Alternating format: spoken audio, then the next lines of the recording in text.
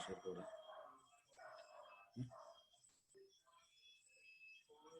ಇಂದಿನ ಕೀರ್ತನ ಕೀರ್ತನದ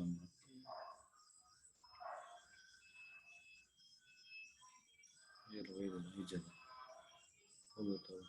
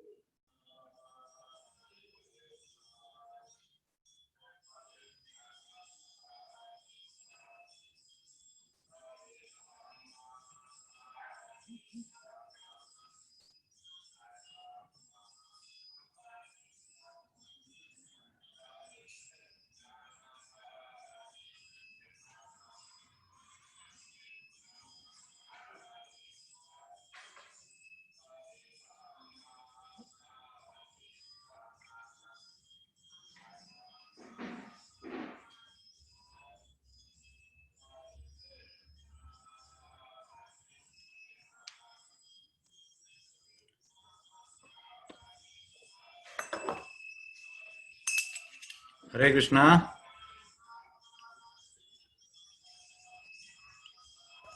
हरे कृष्णा हरे कृष्णा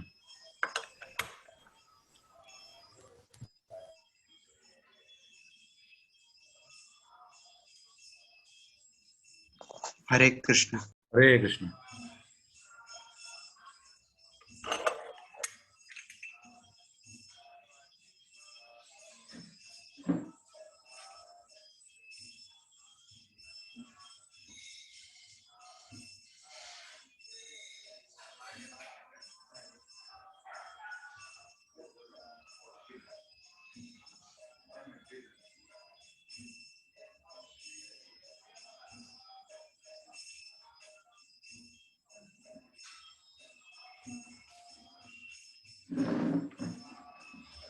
कृष्ण हरे कृष्ण नमो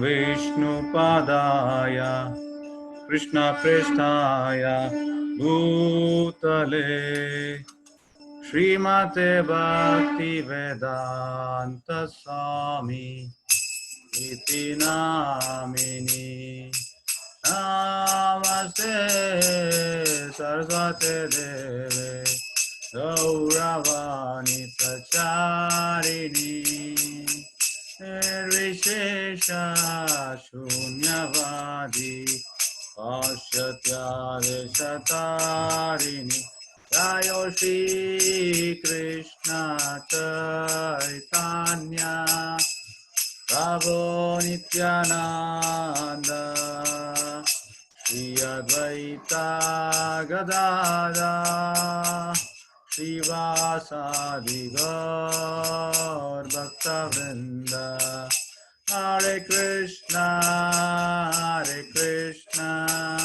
Krishna Krishna Hare Hare Hare Ram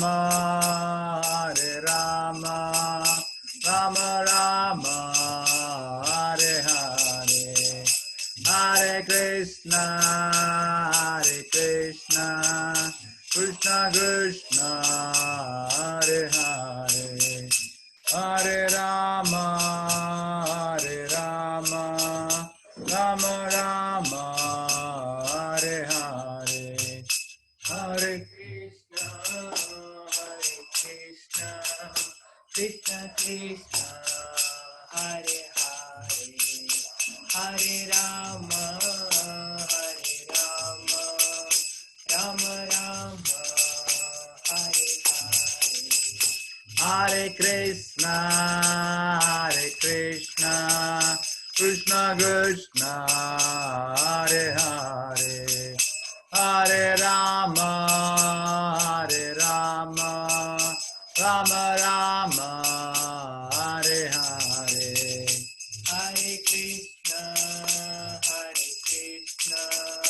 Krishna Krishna, Hare Hare, Hare Rama, Rama Rama, Hare Hare. Hare Krishna, Krishna Krishna, Hare Hare, Hare Rama,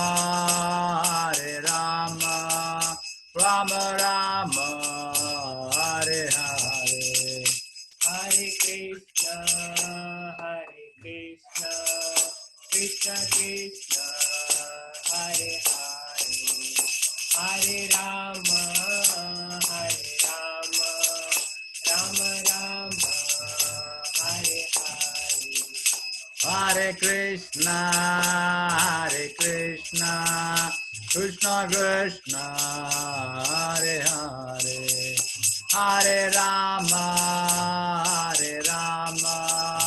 Rama Rama, Hare Hare. Hare Krishna, Krishna Krishna, Hare Hare, Hare Rama, Rama Rama, Hare Hare. Jayo Radha Govinda Radhe, Jaya Radha Govinda Radhe. Jayo Gauranitai, Jayo Gauranitai. Jaya Gauranitai, Jaya Gauranitai. Jaya Jaya Prabhupada, Jaya Jaya Prabhupada. Jaya Jaya Prabhupada, Jaya Jaya Prabhupada. Nitai Gaura Haribol, Nitai Gaura Haribol. Nitya Gaura Hari Bol, Nitya Gaura Hari Bol.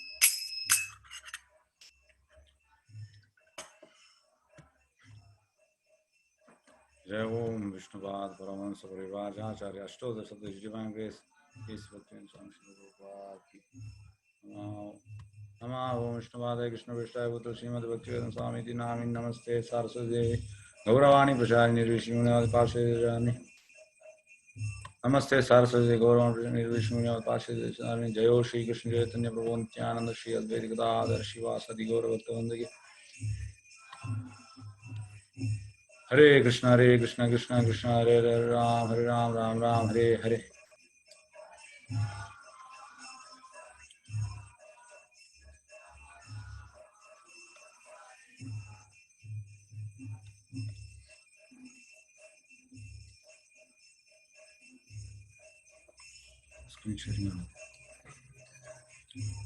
Hare Krishna, Kartik avare, Namaste.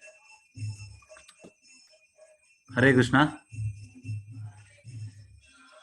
Hare Krishna.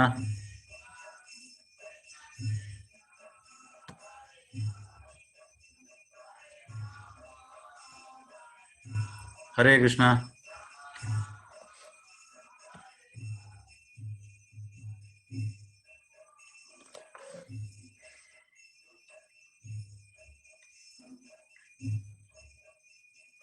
Hare Krishna. ಇವತ್ತಿದು ಎಲ್ಲರಿಗೂ ಸ್ವಾಗತ.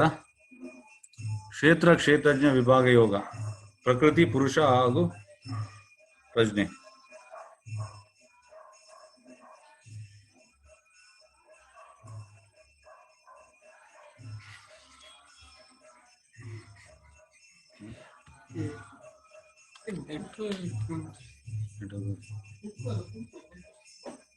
നമുക്ക്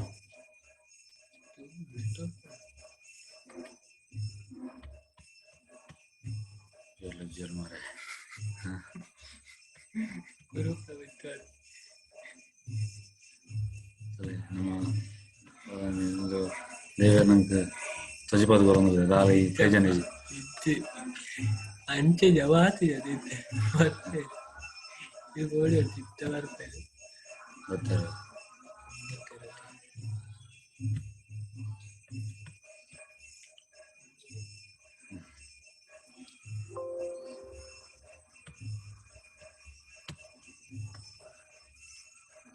ಹರೇ ಕೃಷ್ಣ.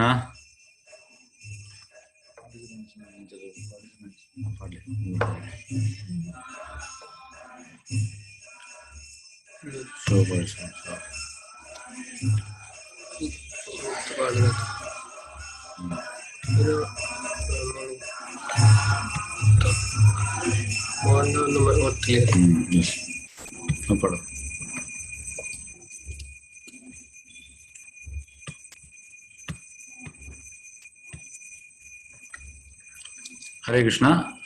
13ನೇ ಅಧ್ಯಾಯ ಇವತ್ತು ಕ್ಷೇತ್ರಜ್ಞ ವಿಭಾಗ ಯೋಗ, ಪ್ರಕೃತಿ ಪುರುಷ ಹಾಗೂ ಪ್ರಜ್ಞೆ.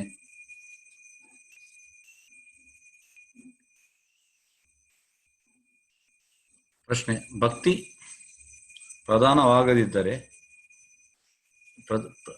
ಪ್ರಧಾನವಾಗಿದ್ದರೆ ಜ್ಞಾನವನ್ನು ಕೊನೆಯ 6 ಅಧ್ಯಾಯಗಳಲ್ಲಿ ಏಕೆ ಪ್ರಸ್ತುತಪಡಿಸಲಾಗಿದೆ?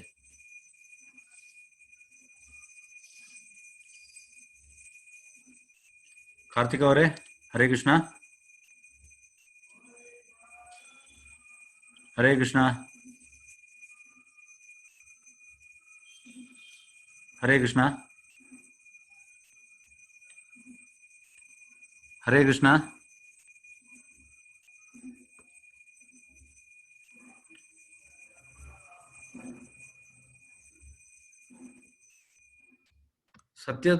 ಸತ್ಯದಲ್ಲಿ ಇಡೀ ಭಗವದ್ಗೀತೆ ಭಕ್ತಿ 1ನೇಯಿಂದ 6ನೇ ಅಧ್ಯಾಯಗಳ ಭಕ್ತಿ ಥ್ರೂ ಕೆಲಸ ಹೇಗೆ ಸಾಧಿಸುವುದು ಎಂದು ಚರ್ಚಿಸುತ್ತದೆ. ಕೊನೆಯ 6 ಜ್ಞಾನದ ಮೂಲಕ ಅದನ್ನು ಹೇಗೆ ಸಾಧಿಸಬಹುದು ಎಂಬುದನ್ನು ವಿವರಿಸುತ್ತದೆ ಮತ್ತು ಮಧ್ಯದ 6 ಅಧ್ಯಾಯಗಳು ಭಕ್ತಿಯ ಬಗ್ಗೆ ಚರ್ಚಿಸುತ್ತಾರೆ.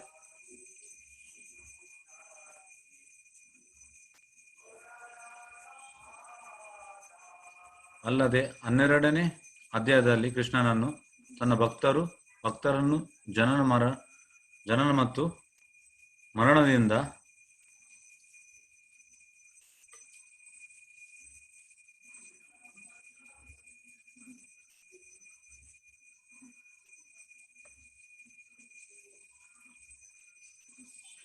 ಕೃಷ್ಣ ಮತ್ತು ಭಕ್ತರ ಜನನ ಮತ್ತು ಮರಣ ವೈಯಕ್ತಿಕವಾಗಿ ಹೇಗೆ ಬಿಡುಗಡೆ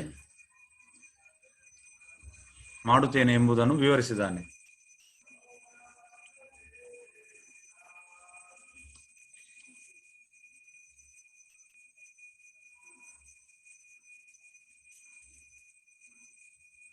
ಆದ್ದರಿಂದ ಕೊನೆಯ 6 ಅಧ್ಯಾಯಗಳು ಭೌತಿಕ ಪ್ರಪಂಚದಿಂದ ತಮ್ಮನ್ನು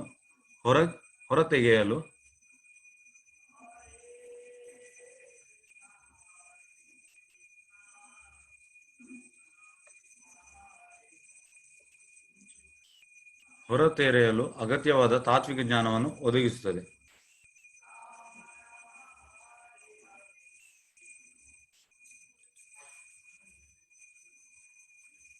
ಮಾಯದಿಂದ ನಮ್ಮ ಬೇರ್ಪಡುವಿಕೆ ಮತ್ತು ಕೃಷ್ಣನಿಗೆ ನಮ್ಮ ಬಾಂಧವ್ಯಕ್ಕೆ ಸಹಾಯ ಮಾಡಲು ಜ್ಞಾನವು ಅದರ ಬಳಕೆಯನ್ನು ಹೊಂದಿದೆ. ಇದರಲ್ಲಿ ಎಂತ ಹೇಳುದಂದ್ರೆ, ಮೊದಲನೇ 6 ಅಧ್ಯಾಯ ಭಕ್ತಿ ಥ್ರೂ ನಮ್ಮ ಕರ್ಮ ಕೆಲಸವನ್ನು ಹೇಗೆ ಸಾಧಿಸುವುದೆಂದು ಹೇಳ್ತದೆ. ಮತ್ತೆ ಕೊನೆಯ 6 ಅಧ್ಯಾಯ ಜ್ಞಾನದ ಮೂಲಕ ಹೇಗೆ ಅಂದ್ರೆ ಭಕ್ತಿಯನ್ನು ಹೇಗೆ ಸಾಧಿಸುವುದು ಅಂತ ಜ್ಞಾನದಿಂದ. ಮಧ್ಯದ 6 ಅಧ್ಯಾಯ ಭಕ್ತಿಯ ಬಗ್ಗೆ ಚರ್ಚಿಸುತ್ತಾರೆ. ಅಲ್ಲದೆ 12ನೇ ಅಧ್ಯಾಯದಲ್ಲಿ ಕೃಷ್ಣ ತನ್ನ ಭಕ್ತರನ್ನು ಜನನ ಮತ್ತು ಮರಣದ ವೈಯಕ್ತಿಕ ಹೇಗೆ ಬಿಡುಗಡೆ ಮಾಡುತ್ತಾನೆ ಎಂಬುದನ್ನು ವಿವರಿಸಿದೆ. ಆದ್ದರಿಂದ ಕೊನೆಯ 6 ಅಧ್ಯಾಯಗಳು ಭೌತಿಕ ಪ್ರಪಂಚದಿಂದ ತಮ್ಮನ್ನು ಹೊರಗೆ ತೆಗೆಯಲು ಅಗತ್ಯವಾದ ತಾತ್ವಿಕ ಜ್ಞಾನವನ್ನು ಒದಗಿಸುತ್ತದೆ. ಅಂದ್ರೆ ಕೃಷ್ಣನ ಹತ್ರ ಕಂಪ್ಲೀಟ್ ಸರೆಂಡರ್ಗೆ ಲಾಸ್ಟ್ 6 ಚಾಪ್ಟರ್ ಜ್ಞಾನ ಕೊಡ್ತದೆ. ಮಾಯದಿಂದ ನಮ್ಮ ಬೇರ್ಪಡುವಿಕೆ ಮತ್ತು ಕೃಷ್ಣನಿಗೆ ನಮ್ಮ ಬಾಂಧವ್ಯಕ್ಕೆ ಸಹಾಯ ಮಾಡಲು ಜ್ಞಾನವನ್ನು ಬಳಕೆಯನ್ನು ಹೊಂದಿದೆ. ಅದನ್ನು ನಾವು ಜ್ಞಾನವನ್ನು ಭಕ್ತಿ ಸಾಧಿಸಲು ಸಾಧನವಾಗಿ ಬಳಸಿದಾಗ ಅದು ಭಕ್ತಿಯ ಒಂದು ಭಾಗವಾಗುತ್ತದೆ. ನೋಡಿ, ಈ ಅಧ್ಯಾಯದ ಇದರಲ್ಲಿ ಬರ್ತದೆ 13ನೇ ಇದರಲ್ಲಿ ಪ್ರಕೃತಿ ಅಂದ್ರೆ ಭೌತಿಕ ಪ್ರಕೃತಿ, ಪುರುಷ ಭೋಕ್ತ ಅಂದ್ರೆ ನಾವೆಲ್ಲ ಜೀವಿಗಳು ಪ್ರಕೃತಿ, ಕೃಷ್ಣ ಭೋಕ್ತ, ಕೃಷ್ಣ ಪುರುಷ ಒಬ್ಬನೇ, ಕೃಷ್ಣ ಪುರುಷ ಅಂದ್ರೆ ಎಂಜಾಯರ್. ಆಕ್ಚುಲಿ ನಾವು ಯಾವಾಗ ಪುರುಷ ಆಗ್ಲಿಕ್ಕೆ ಹೋಗ್ತೇವೆ ಆಗ ನಾವು ಪ್ರಾಬ್ಲಮ್ ಅಲ್ಲಿ ಇರ್ತೇವೆ. ಈ ಭೌತಿಕ ಪ್ರಪಂಚದಲ್ಲಿ ತೊಂದರೆಯಲ್ಲಿ ಯಾವಾಗ ಇರುವುದಂದ್ರೆ ಯಾವಾಗ ನಾವು ಎಂಜಾಯ್ ಮಾಡ್ಲಿಕ್ಕೆ ಹೋಗ್ತೇವೆ ಆಗ. ಆಕ್ಚುಲಿ ಎಂಜಾಯರ್ ಕೃಷ್ಣ ಮಾತ್ರ. ಏಕಲೆ ಪುರುಷ ಆರಸಭ್ಯಿತ್ಯ. ಮತ್ತೆ ಕ್ಷೇತ್ರ ಶರೀರ ಒಂದು ಕ್ಷೇತ್ರಜ್ಞ ಆತ್ಮನು ತನ್ನ ದೇಹದ ವೀಕ್ಷಕ, ಪರಮಾತ್ಮನು ಎಲ್ಲಾ ದೇಹಗಳ ವೀಕ್ಷಕ. ಅಂದ್ರೆ ಕ್ಷೇತ್ರಜ್ಞನು ಆತ್ಮನು ಕೂಡ ಕ್ಷೇತ್ರಜ್ಞ.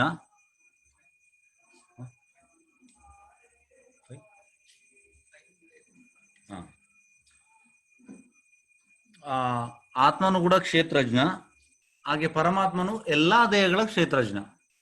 ಗೊತ್ತಾಯ್ತಾ? ಹೇಗೆ ಅಂದ್ರೆ ಈಗ ಒಂದು ಗದ್ದೆ ಇರ್ತದೆ, ಗದ್ದೆಯನ್ನು ನಾವು ನೋಡುವವರು, ಹಾಗಾಗಿ ನಾವು ಕ್ಷೇತ್ರಜ್ಞ, ನಾವು ನೋಡುವವರು ಗದ್ದೆಯನ್ನು. ಮತ್ತೆ ರಾಜ ಇರ್ತಾನೆ, ರಾಜ ಎಲ್ಲಾ ಗದ್ದೆಗಳನ್ನು ನೋಡುವ. ಹಾಗೆ ಕೃಷ್ಣ ಎಲ್ಲರ ಇದರಲ್ಲಿ ಎಂತ ಹೇಳುದು ಪರಮಾತ್ಮನಾಗಿದ್ದಾನೆ. ಹಾಗಾಗಿ ಅವ ಕೂಡ ಕ್ಷೇತ್ರಜ್ಞ. ಜ್ಞಾನ ಕ್ಷೇತ್ರ ಮತ್ತು ಕ್ಷೇತ್ರಜ್ಞವನ್ನು ಅರ್ಥೈಸಿಕೊಳ್ಳುವುದು ಅಂದ್ರೆ ದೇಹ ಮತ್ತು ಆತ್ಮವನ್ನು ಅರ್ಥೈಸಿಕೊಳ್ಳುವುದು ಜ್ಞಾನ. ಜ್ಞೇಯಂ ಜ್ಞಾನದ ಗುರಿ ಪರಮಾತ್ಮ. ಜ್ಞಾನದ ಗುರಿಯಿಂದ ಪರಮಾತ್ಮವನ್ನು ನಾವು ಪ್ಲೀಸ್ ಮಾಡಲಿಕ್ಕೆ. ಅರ್ಜುನನು ಹೇಳಿದನು, ಪ್ರೀತಿಯ ಕೃಷ್ಣನೇ, ಪ್ರಕೃತಿ, ಪುರುಷ, ಕ್ಷೇತ್ರಜ್ಞ, ಜ್ಞಾನ ಮತ್ತು ಜ್ಞಾನದ ಗುರಿ ಇವನ್ನು ತಿಳಿದುಕೊಳ್ಳಲು ಬಯಸುತ್ತೇನೆ. ದೇವೋತ್ತಮ ಪರಮಪುರುಷನು ಹೇಳಿದನು, ಕೌಂತೆಯನೇ, ಈ ದೇಹವನ್ನು ಕ್ಷೇತ್ರವೆಂದು ದೇಹವನ್ನು ತಿಳಿದನ್ನು ಕ್ಷೇತ್ರಜ್ಞ ಎಂದು ಕರೆಯುತ್ತಾರೆ.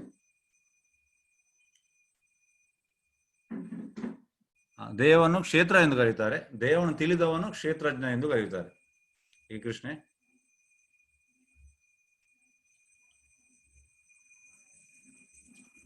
ಕ್ಷೇತ್ರಜ್ಞಾಂ ಚಾಪಿ ಮಾಂ ವಿಧಿ ಸರ್ವಕ್ಷೇತ್ರೇಷು ಭಾರತ ಕ್ಷೇತ್ರಜ್ಞೋ ಜ್ಞಾನಂ ಯತ್ತ ಜ್ಞಾನಂ ಮತಂ ಮಮ. ಭರತವಂಶ ಶ್ರೇಷ್ಠನಾದ ಅರ್ಜುನನೇ, ಎಲ್ಲಾ ದೇಹಗಳಲ್ಲಿರುವ ಕ್ಷೇತ್ರಜ್ಞನು ನಾನೇ. ಕೃಷ್ಣ ಹೇಳೋದು, ಎಲ್ಲಾ ದೇಹದಲ್ಲಿರುವ ಕ್ಷೇತ್ರಜ್ಞ ನಾನೇ. ನೀನು ಖಾಲಿ ನಿನ್ನ ಕ್ಷೇತ್ರದಲ್ಲಿ ನೀನು ಕ್ಷೇತ್ರಜ್ಞ ಅಂದ್ರೆ ಆತ್ಮ ಕೂಡ ಕ್ಷೇತ್ರಜ್ಞ. ಆದ್ರೆ ಕೃಷ್ಣ ಪರಮಾತ್ಮನಾಗಿದ್ದಾನೆ, ಎಲ್ಲಾ ದೇಹಗಳಲ್ಲಿದ್ದಾನೆ. ಈ ದೇಹವನ್ನು ಅದರ ಕ್ಷೇತ್ರಜ್ಞನು ತಿಳಿಯುವುದೇ ಜ್ಞಾನ ಎನ್ನುವುದನ್ನು ನೀನು ಅರ್ಥ ಮಾಡಿಕೊಳ್ಳಬೇಕು. ಇದೇ ನನ್ನ ಅಭಿಪ್ರಾಯ. Position of Bharata, you should understand that I am also the knower of in all bodies, and to understand this body and its knower is called knowledge. That is my opinion. ಅಂದ್ರೆ ನಾವು ಅರ್ಥ ಮಾಡಿಕೊಳ್ಬೇಕು, ಆತ್ಮ ಎಂತ, ಪರಮಾತ್ಮ ಎಂತ ಅಂತ. ಇದು ನಾವು ಅರ್ಥ ಮಾಡಿಕೊಂಡ್ರೆ ಅದೇ ನಿಜವಾದ ಜ್ಞಾನ. ನೋಡಿ, ಇಲ್ಲಿ ಇದು ಮಾಡಿದ್ದಾರೆ, ಒಂದು ಆತ್ಮ ಮತ್ತೆ ಒಂದು ಪರಮಾತ್ಮ. ಎಲ್ಲರ ಹೃದಯದಲ್ಲಿ ಆತ್ಮ ಕೂಡ ಇದ್ದಾರೆ, ಪರಮಾತ್ಮ ಕೂಡ ಇದ್ದಾರೆ.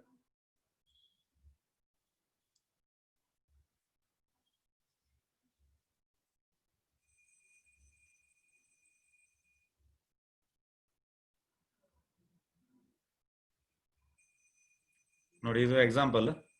ಹೇಗೆಂದ್ರೆ ನಾವು ನೋರ್ ಆಫ್ ಎಂತಂದ್ರೆ ಈ ಒಂದು ಫೀಲ್ಡ್ ಅನ್ನು ನಾವು ನೋಡ್ತೇವೆ. ಆದ್ರೆ ಇಲ್ಲಿ ನೋಡಿ, ಸೂರ್ಯ ಎಲ್ಲಾ ಇದನ್ನು ಲ್ಯಾಂಡ್ ಅನ್ನು ನೋಡ್ತದೆ. ಹಾಗೆ ಕೃಷ್ಣ ಎಲ್ಲರ ಇದರಲ್ಲಿದ್ದಾನೆ, ಪರಮಾತ್ಮನಾಗೆ.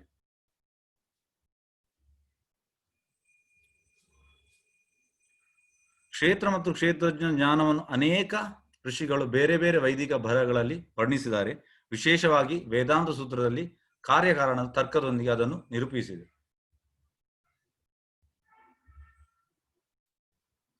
ಅಂದ್ರೆ ಇದೆಲ್ಲ ಇದರಲ್ಲಿ ಶಾಸ್ತ್ರದಲ್ಲಿ ಉಂಟು, ಭಗವದ್ಗೀತೆ ಭಾಗವತಂ ಎಲ್ಲದಲ್ಲೂ ಇದರ ಬಗ್ಗೆ ಉಲ್ಲೇಖ ಉಂಟು.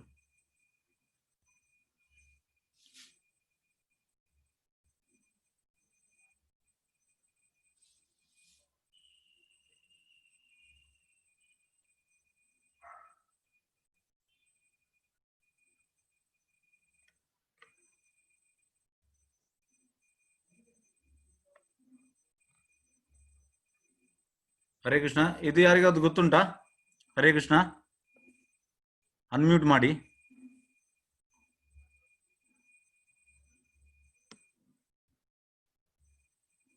ಹರೇ ಕೃಷ್ಣ. ಇಲ್ಲ ಪ್ರಭು, ಇದರ ಬಗ್ಗೆ ಏನು ಗೊತ್ತಿಲ್ವಾ ನಿಮ್ಗೆ? ಇದು ಹೆಚ್ಚಾಗಿ ಜನರಿಗೆ ಗೊತ್ತುಂಟು. ಅನ್ನಮಯ ಕೋಶ, ಪ್ರಾಣಮಯ ಕೋಶ, ಜ್ಞಾನಮಯ ಕೋಶ, ವಿಜ್ಞಾನಮಯ ಕೋಶ, ಆನಂದಮಯ ಕೋಶ. ಇದೊಂದು ಅನ್ನಮಯ ಕೋಶ ಅಂದ್ರೆ ಬಾಡಿಲಿ ಪ್ಲಾಟ್ಫಾರ್ಮ್, ನಮ್ಮ ದೇಹದ ಇದರಲ್ಲಿ ಇರ್ತೇವೆ. ಪ್ರಾಣಮಯ ಅಂದ್ರೆ ನಾವು ಸ್ವಲ್ಪ ಎಂತ ಹೇಳುದು, ದೇಹದ ಚಿಂತನೆ ಅಂದ್ರೆ ದೇಹದ ಸ್ವಲ್ಪ ಮೇಲೆ ಇರ್ತೇವೆ. ಅದರ ನಂತರ ಜ್ಞಾನಮಯ ಅಂದ್ರೆ ಇದನ್ನು ಎಂತ ಹೇಳ್ತಾರೆ ಅಂದ್ರೆ, ಇದು ಮೊದಲದನ್ನು ತಮೋಗುಣ ಹೇಳ್ತಾರೆ, ನೆಕ್ಸ್ಟ್ ಇದು ರಜೋಗುಣ ಹೇಳ್ತಾರೆ, ನೆಕ್ಸ್ಟ್ ಇದು ಸತ್ವಗುಣ, ಮತ್ತೆ ಇದು ಅಂದ್ರೆ ಜ್ಞಾನಮಯ ಕೋಶ ಅಂದ್ರೆ ನಾವು ನಾಲೆಜ್ ಬಗ್ಗೆ ತಿಳಿಯುವುದು. ವಿಜ್ಞಾನಮಯ ಅಂದ್ರೆ ನಾವು ನಿಜವಾದ ಯಾವುದು ಸ್ಪಿರಿಚುವಲ್ ನಾಲೆಜ್ ಅದನ್ನು ತಿಳಿಯುವುದು. ಮತ್ತೆ ಆನಂದಮಯ ಅಂದ್ರೆ ಆ ನಿಟ್ಟಲ್ಲಿ ನಾವು ತುಂಬಾ ಹ್ಯಾಪಿಯಲ್ಲಿರ್ತೇವೆ, ಖುಷಿಯಲ್ಲಿರ್ತೇವೆ. ಇದು ಶುದ್ಧ ಸತ್ವ, ಈ ಲೆವೆಲ್ ಆನಂದಮಯ.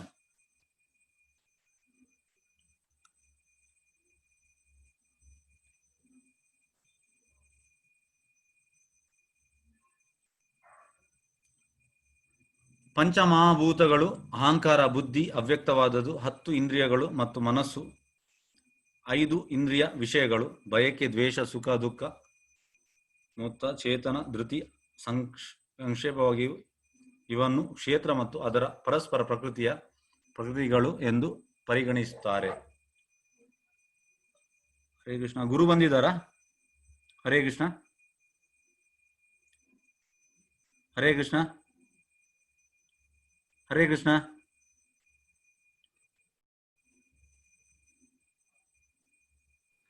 ಇಲ್ಲ ಸ್ವಾಮಿ, ಅವರು ಇವತ್ತು ಬರ್ಲಿಲ್ಲ ಅಲ್ಲ. ಓಕೆ. ಇದ್ರ ಬಗ್ಗೆ ಗೊತ್ತು ನಿಮ್ಗೆ? ಪಂಚಮಹಾಭೂತಗಳು ಇದ್ರ ಬಗ್ಗೆ ಯಾರಿಗಾದ್ರೂ ಗೊತ್ತುಂಟಾ? ನೋಡಿ, ಇದ್ರ ಬಗ್ಗೆ ನಾನು ಸ್ವಲ್ಪವಾಗಿ ನಿಮ್ಗೆ ವಿವರಿಸ್ತೇನೆ. ಎಂತಂದ್ರೆ, ಪಂಚಮಹಾಭೂತಗಳು ಭೂಮಿ, ನೀರು, ಗಾಳಿ, ಬೆಂಕಿ, ಆಕಾಶ. ಮತ್ತೆ ನೆಕ್ಸ್ಟ್ ಇದು 3 ಇಲ್ಲಿ ಹೇಳಿದ್ದಾರೆ, ಅಹಂಕಾರ, ಬುದ್ಧಿ, ಮತ್ತೆ ಅವ್ಯಕ್ತವಾದದ್ದು ಅಂದ್ರೆ ಆಗ ನಾನು ಅಲ್ಲಿ ಹೇಳಿದ್ದೇನಲ್ಲ ಕೆಳಗೆ, ಇದಕ್ಕಿಂತ ಮುಂಚೆ ತಮೋಗುಣ, ರಜೋಗುಣ, ಸತ್ವಗುಣ. ಇದು 3 ಮೋಡ್ಸ್ ಆಫ್ ನೇಚರ್, 3 ಗುಣಗಳು. ಇದು ಅವ್ಯಕ್ತವಾದದ್ದು ಅಂದ್ರೆ ಅದು 3 ಅವ್ಯಕ್ತವಾದದ್ದು. ಮತ್ತೆ ನೆಕ್ಸ್ಟ್ ಬರುವುದು 10 ಇಂದ್ರಿಯಗಳು. 10 ಇಂದ್ರಿಯಗಳು ಯಾವುದೆಲ್ಲ? ಕಣ್ಣು, ಕಿವಿ, ನಾಲಿಗೆ, ಮೂಗು, ಚರ್ಮ. ಮತ್ತೆ ಇದರಿಂದ ಬರುವಂಥದ್ದು ಇನ್ನು 5: ರೂಪ, ಕಣ್ಣಿನಿಂದ ರೂಪ, ಕಿವಿಯಿಂದ ಶಬ್ದ, ನಾಲಿಗೆಯಿಂದ ರುಚಿ, ಮೂಗಿನಿಂದ ಗಂಧ, ಚರ್ಮದಿಂದ ಸ್ಪರ್ಶ. ಮತ್ತೆ ನೆಕ್ಸ್ಟ್ ಕೈಗಳು ಕೆಲಸ ಮಾಡಲಿಕ್ಕೆ, ಕಾಲುಗಳು ನಡೆಯಲಿಕ್ಕೆ, ಬಾಯಿ ಮಾತಾಡಲಿಕ್ಕೆ, ಮತ್ತೆ ಜನನಾಂಗ ಜೆನೆಟಿಲ್ಸ್, ಮತ್ತೆ ಮಲ ವಿಸರ್ಜನೆ ಮಾಡುವಂಥದ್ದು 5. ಇಲ್ಲಿ ಬಂದು ಎಷ್ಟಾಯ್ತು? 5 5 5 5 23 ಆಯ್ತು. 23 ಆಯ್ತು. 424 ಒಂದು ನಿಮಿಷ, 5 5 9 24 ಆಯ್ತು. 25 1 2 3 4 5 6 7 8 ಒಂದು ಅಹಂಕಾರ, ಬುದ್ಧಿ, ಮನಸ್ಸು. ಮನಸ್ಸು ಇಲ್ಲಿ ಉಂಟು, ಮನಸ್ಸು ಅಂತ ಹೇಳಲಿಲ್ಲ, ಇಲ್ಲಿ ಉಂಟು. ಮತ್ತು ಮನಸ್ಸು, ಇಂದ್ರಿಯಗಳು, ಮನಸ್ಸು, ಅಹಂಕಾರ, ಬುದ್ಧಿ, ಮನಸ್ಸು. ಮತ್ತೆ ಇದು ಅವ್ಯಕ್ತವಾದದ್ದು 3 ಮೋಡ್ಸ್ ಆಫ್ ನೇಚರ್. 9 9 + 4 5 14 14 + 5 19 19 + 5 24 24. ಮತ್ತೆ 25ನೇದು ಆತ್ಮ, ಮತ್ತೆ 26ನೇದು ಪರಮಾತ್ಮ. ಈಗ ಎಂತಾಗಿದೆ ಅಂದ್ರೆ ಎಲ್ಲರಿಗೆ ಭೌತಿಕವಾದಿಗಳಿಗೆ 24 ತನಕ ಗೊತ್ತುಂಟು ಅವರಿಗೆ, ಆದ್ರೆ 25 ಆತ್ಮ ಗೊತ್ತಿಲ್ಲ, ಮತ್ತೆ 26 ಪರಮಾತ್ಮ ಗೊತ್ತಿಲ್ಲ. ಯಾವಾಗ ಇದು ಗೊತ್ತಾಗ್ತದೆ ಆಗ ನಮ್ದು ಎಂತ ಜ್ಞಾನ ಎಂತ ಹೇಳೋದು, ಅದು ಕರೆಕ್ಟ್ ಆದ ಇದಕ್ಕೆ ಒಂದು ಯೂಸ್ ಮಾಡ್ಬೋದು. ಆತ್ಮ ಮತ್ತು ಪರಮಾತ್ಮನ ನಮ್ಗೆ ಯಾವ ಜ್ಞಾನ ಗೊತ್ತಾಗ್ತದೆ, ಆಗ ಈ ಎಲ್ಲವನ್ನು ಸೂಕ್ತ ರೀತಿಯಲ್ಲಿ ನಾವು ಅದನ್ನು ಯೂಸ್ ಮಾಡ್ಬೋದು.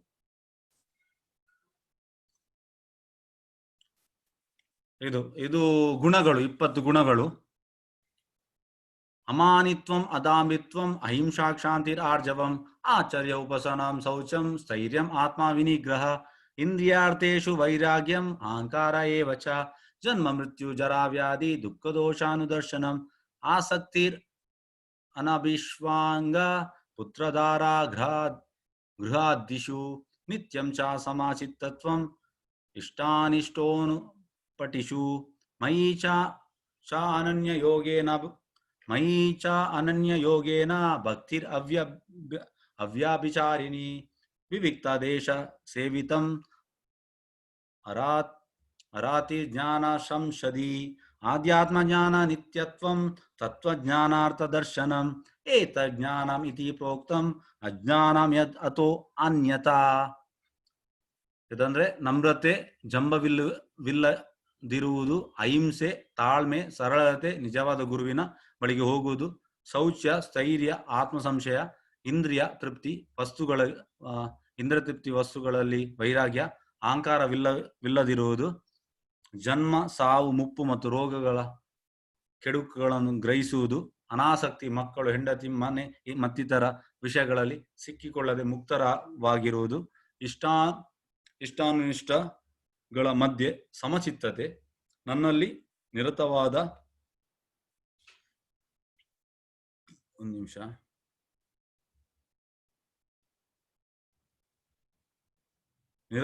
ಮತ್ತು ಪರಿಶುದ್ಧವಾದ ಭಕ್ತಿ, ಏಕಾಂತ ಪ್ರದೇಶದಲ್ಲಿ ವಾಸ ಮಾಡುವ ಅಭಿಲಾಷೆ, ಸಮೂಹದಲ್ಲಿ ಆಸಕ್ತಿ ಇಲ್ಲದಿರುವುದು, ಆತ್ಮ ಸಾಕ್ಷಾತ್ಕಾರದ ಮಹತ್ವವನ್ನು ಒಪ್ಪಿಕೊಳ್ಳುವುದು, ಪರಿಪೂರ್ಣ ಸತ್ಯದ ತತ್ವಜ್ಞಾನಾರ್ಥ ಅನ್ವೇಷಣೆ, ಇವೆಲ್ಲ ಜ್ಞಾನ ಎಂದು ನಾನು ಘೋಷಿಸುತ್ತೇನೆ. ಇದಲ್ಲದೆ ಇರುವುದು ಅಜ್ಞಾನ. ಎಂತ ಹೇಳುದಂದ್ರೆ, ಈ 20 ಗುಣಗಳು ನಮ್ಮಲ್ಲಿ ಯಾವಾಗ ಬರ್ತದೆ ನೋಡಿ, ಇದು ನೆಕ್ಸ್ಟ್ ಪೇಜಲ್ಲಿ ನಾನೀಗ ತೋರಿಸ್ತೇನೆ.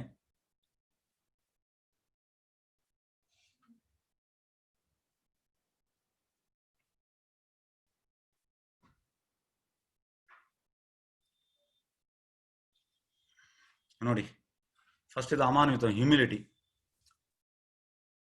ಅಂದ್ರೆ ನಮ್ರತೆ. ಅಮಾನ್ವಿತ ಅಂದ್ರೆ ನಮ್ರತೆ. ಸ್ಯಾಟಿಸ್ಫ್ಯಾಕ್ಷನ್, ಒಂದು ನಿಮಿಷ.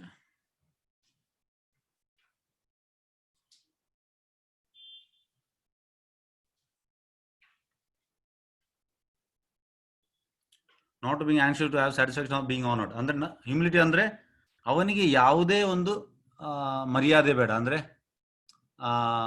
ಈಗ ಜನರಿಗೆ ಎಲ್ಲರಿಗೂ ನೋಡಿ, ನೀವು ಈ ಭೌತಿಕ ಪ್ರಪಂಚದಲ್ಲಿ ಎಲ್ಲರಿಗೂ ಅಂದ್ರೆ ಎಲ್ಲರೂ ಒಂದು ರೆಸ್ಪೆಕ್ಟ್ ಅನ್ನು ಬಯಸ್ತಾರೆ. ಈಗ ನೀವು ಹೇಗೆ ಅಂದ್ರೆ, ಈಗ ಒಂದು ಆರ್ಮಿಯಲ್ಲಿ ಮೇಜರ್ ಆಗಿದ್ದವರು, ಅವ್ರದ್ದು ಅಲ್ಲಿ ಮುಗ್ದು ಬರ್ದು ಯಾವ್ದಾದ್ರು ಸೇರ್ತಾರೆ.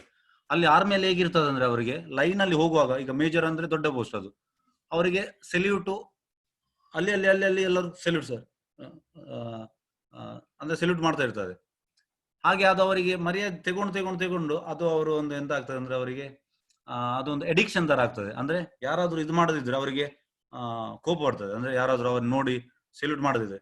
ಅದೇ ರೀತಿ ಭಕ್ತನಾದವನು ಯಾವುದೇ ಒಂದು ಹಾನರಿಗೆ, ಮರ್ಯಾದೆಗೆ ಅವನಿಗೆ ಬೇಡ. ಅಂದ್ರೆ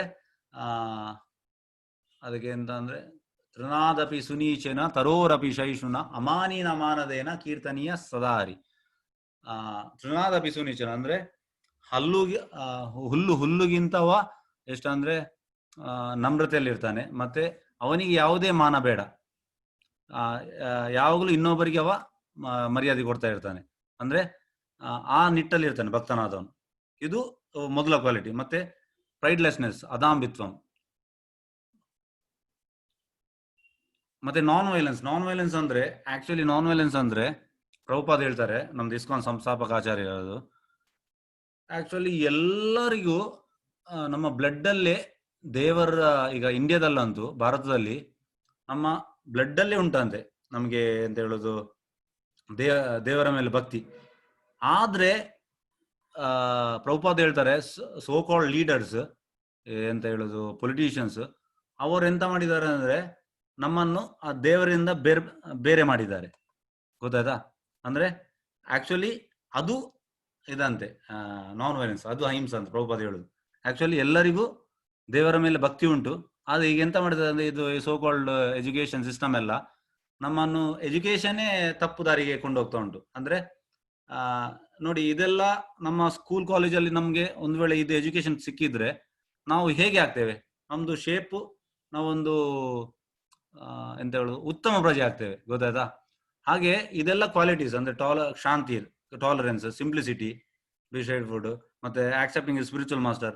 ಯಾರಿಗೊಂದು ಗುರುವಿನ ಬಗ್ಗೆ ಯಾರಿಗೂ ಜ್ಞಾನ ಇಲ್ಲ, ಎಲ್ಲರೂ ಸ್ಕೂಲಲ್ಲೆಲ್ಲ ಟೀಚರ್ಗೆ ತಮಾಷೆ ಮಾಡ್ತಾರೆ.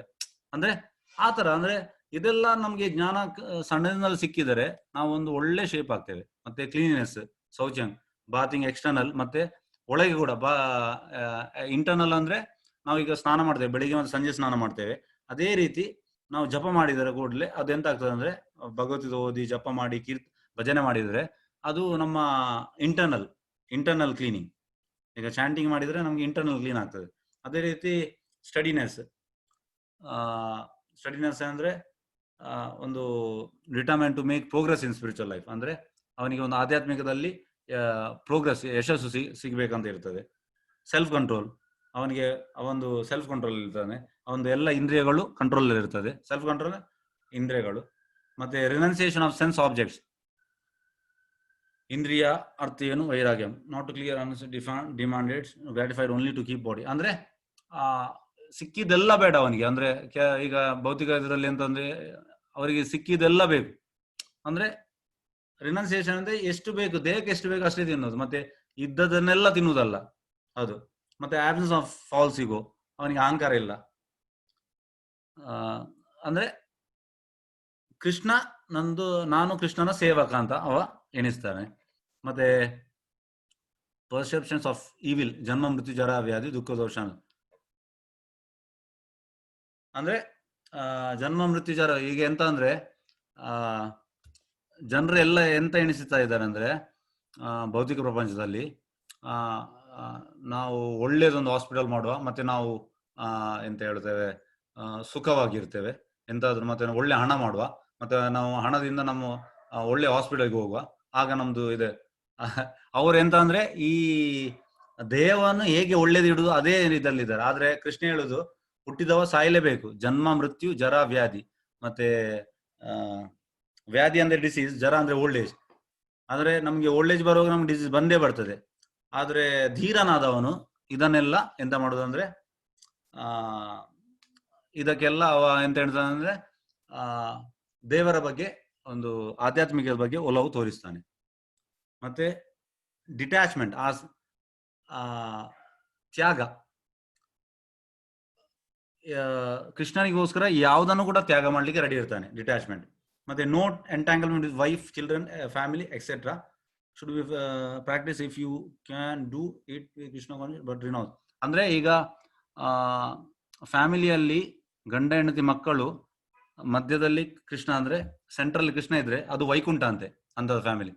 ಈಗ ಸಪೋಸ್ ಈಗ ಅಂದ್ರೆ ಫ್ಯಾಮಿಲಿಯಲ್ಲಿ ಇದ್ದು ಈಗ ನಮ್ಮ ಇಸ್ಕಾನ್ ಸಂಸ್ಥಾಪಕಾಚಾರ್ಯರು ಅವರು 55 ವರ್ಷ ಆಗುವಾಗ 55 years ಆಗುವಾಗ ಅವ್ರದ್ದು ಫ್ಯಾಮಿಲಿಯನ್ನು ಬಿಟ್ಟು ಸನ್ಯಾಸ ಇದು ತಗೊಂಡ್ರು.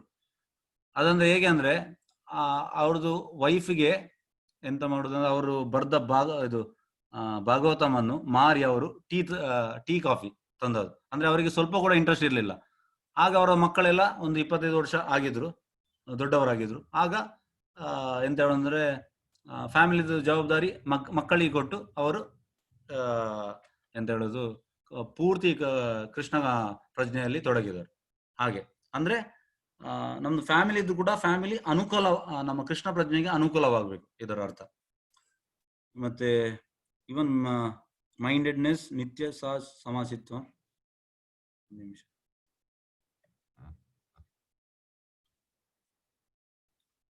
ಅಂದ್ರೆ ಅವನಿಗೆ ಇದೆ ಅಂತ ಹೇಳೋದು ಅದಕ್ಕೆ ಬ್ರಹ್ಮಭೂತ ಪ್ರಸನ್ನಾತ್ಮ ನಾ ಶೋಷತಿ ಕಾಂಕ್ಷತೆ ಅಂದ್ರೆ ಶೋಷತಿ ಕಾಂಕ್ಷತೆ ಅಂದ್ರೆ ಅವನಿಗೆ ಈಗ ಒಂದು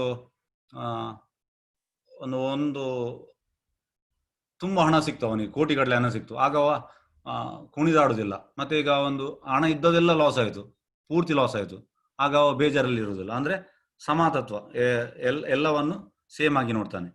ಅನ್ಎಲಾಯ್ ಡಿವೋಷನಲ್ ಸರ್ವಿಸ್, ಅನನ್ಯ ಭಕ್ತಿ ಅಂದ್ರೆ engaging one self in 9 process of ಭಕ್ತಿ. 9 ಪ್ರೊಸೆಸ್ ಭಕ್ತಿ ಇದೆ ಅಂತ ಅಂದ್ರೆ ಶ್ರವಣ ಕೀರ್ತನ ಸ್ಮರಣ ಪಾದಸೇವನ ಮತ್ತೆ ದಾಸ್ಯ ಸಾಕ್ಯ ಅರ್ಚನ ಪಾದಸೇವನ ಅರ್ಚನ ಮತ್ತೆ ಸಾಕ್ಯ ಲಾಸ್ಟಿಗೆ ಆತ್ಮನಿವೇದನ. ಹಾಗೆ ಎಲ್ಲ ನಮ್ದು ನವವಿಧ ಭಕ್ತಿಯನ್ನು ಕೃಷ್ಣನಿಗೋಸ್ಕರ ಇದು ಮಾಡುದು.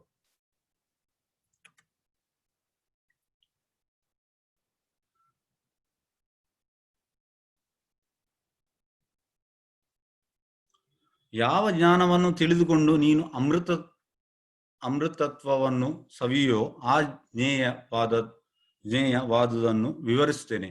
ಅನಾದಿಯಾದ ಮತ್ತು ನನಗೆ ಅಧೀನವಾದ ಬ್ರಹ್ಮನು ಈ ಐಕ ಜಗತ್ತಿನ ಕಾರ್ಯ ಕಾರಣದಾಚೆ ಇದೆ.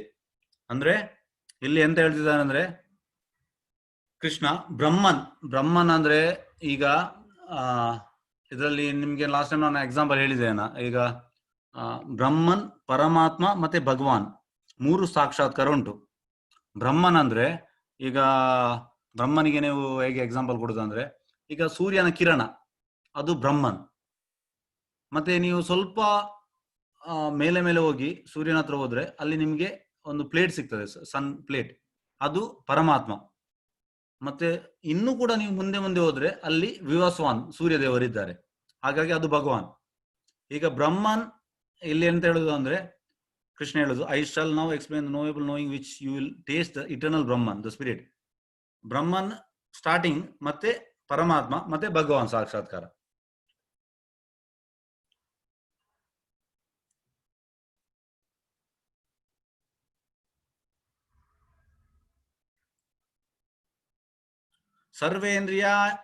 ಸರ್ವೇಂದ್ರಿಯ ಗುಣಾಭಾಷಂ ಸರ್ವೇಂದ್ರಿಯ ವಿವರ್ಜಿತಂ ಆಸಕ್ತಂ ಸರ್ವಭೃಶ್ಚೈವ ನಿರ್ಗುಣಾಂ ಗುಣಭೋಕ್ತರ್ಚ. ಪರಮಾತ್ಮನು ಎಲ್ಲ ಇಂದ್ರಿಯಗಳ ಆದಿಮೂಲ, ಆದರೂ ಆತನಿಗೆ ಇಂದ್ರಿಯಗಳಿಲ್ಲ. ಆತನು ಎಲ್ಲಾ ಜೀವರಾಶಿಯನ್ನು ಪಾಲಿಸುವವನಾದರೂ ನಿರಾಸಕ್ತನು. ಆತನು ನಿಸರ್ಗದ ಗುಣಗಳನ್ನು ಮೀರಿದವನು, ಅದೇ ಕಾಲದಲ್ಲಿ ನಿಸರ್ಗದ ಎಲ್ಲ ಗುಣಗಳ ಪ್ರಭು. ಅಂದ್ರೆ ಕೃಷ್ಣನಿಗೆ ಇಂದ್ರಿಯಗಳು ಇಲ್ಲ ಅಂದ್ರೆ ಎಂತ ಅಂದ್ರೆ, ಈಗ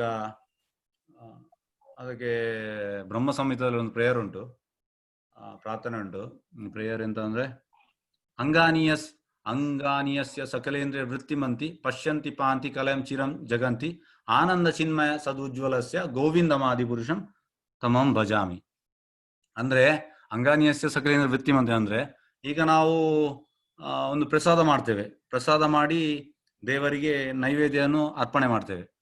ಅರ್ಪಣೆ ಮಾಡುವಾಗ ಕೃಷ್ಣ ಹೇಗೆ ಅಂದ್ರೆ ಅಂಗಾನಿಯಸ್ಯ ಅಂದ್ರೆ ಕೃಷ್ಣ ನಮ್ಗೆ ಈಗ ತಿನ್ನುವುದು ಖಾಲಿ ನಾವು ಬಾಯಿಯಿಂದ ಮಾತ್ರ ತಿನ್ಬೇಕು, ನಮಗೆ ಕಣ್ಣಿಂದ ಆಗುದಿಲ್ಲ. ಅದು ಕೃಷ್ಣನಿಗೆ ಹಾಗೆಲ್ಲ ಅಂತೆ.